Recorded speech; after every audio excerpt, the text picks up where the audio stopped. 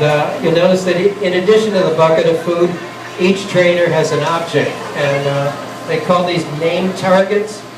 The purpose of these are that each seal has learned his or her own target. So this enables us to switch the trainers around depending on who's working here that day, and yet the seals will know exactly where to go for his or her food.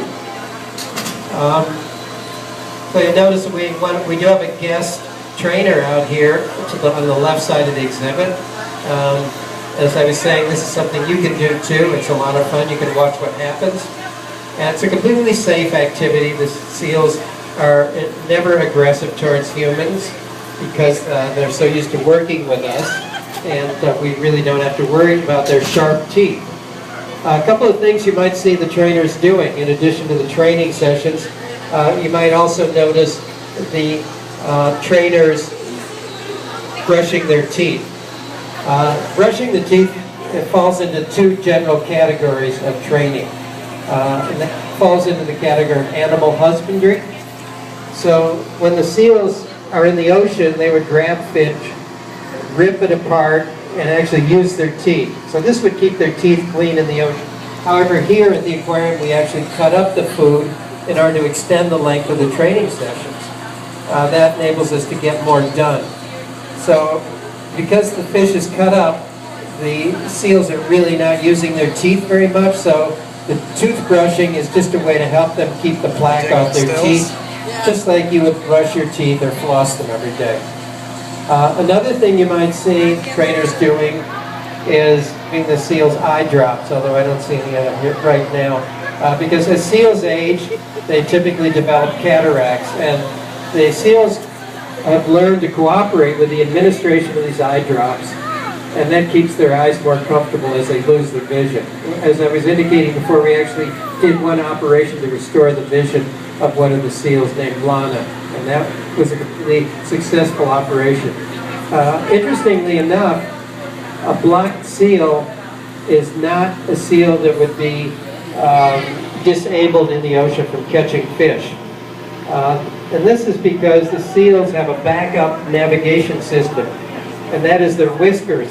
Whiskers on seals are so amazingly sensitive, they can detect the presence of fish in their immediate environment accurately enough to actually dive down and catch the fish. So even though a seal might become blind, this does not interfere with their survival at all. And there have been cases of mother seals, totally blind, taking perfectly good care of their pups, catching fish and feeding them. So the teeth brushing, the giving them eye drops, and then also teaching the seals that it's okay to be touched. So when the veterinarians come out, that they can actually physically examine the seals just to make sure that they're in good health. A fourth activity in the category animal husbandry is teaching the seals that it's okay to have blood taken from their rear flippers. So every few times a year, the seals have blood removed just to have it tested and make sure that they're okay. So you notice that the food the trainers have in their buckets, it's basically three kinds of food we're using here. Herring, squid, and a small fish called capelin. In addition to these three kinds of fish, every seal also receives supplementary vitamins just to make sure that they're healthy and get a complete array of nutrition just to keep them in good shape.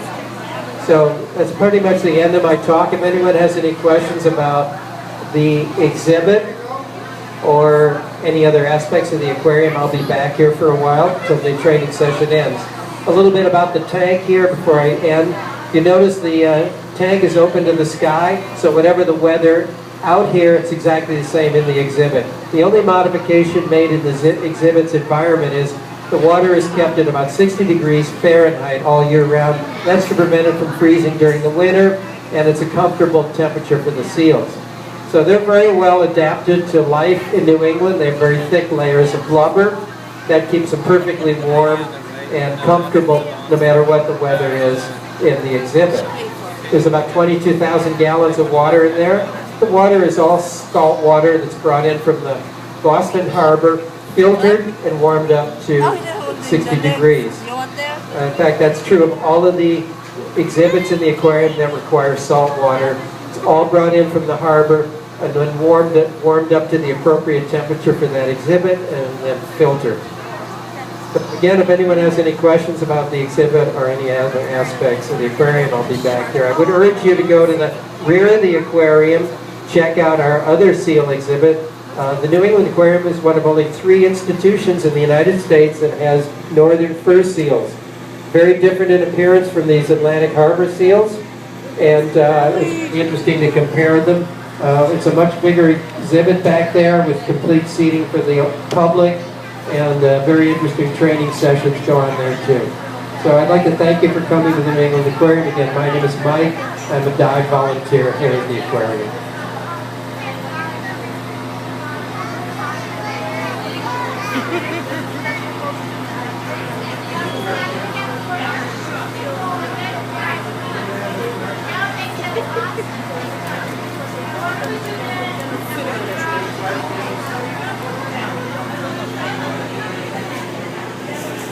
Does anyone have any questions about the aquarium or the exhibit here?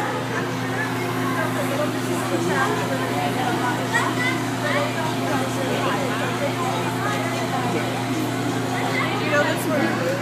They can jump. They can only jump and tell them. Oh, where'd he go? Oh, never mind. Yes. She's already released some blood and seal was part of those that seal knows when the trailer comes out, that particular object, the seal is very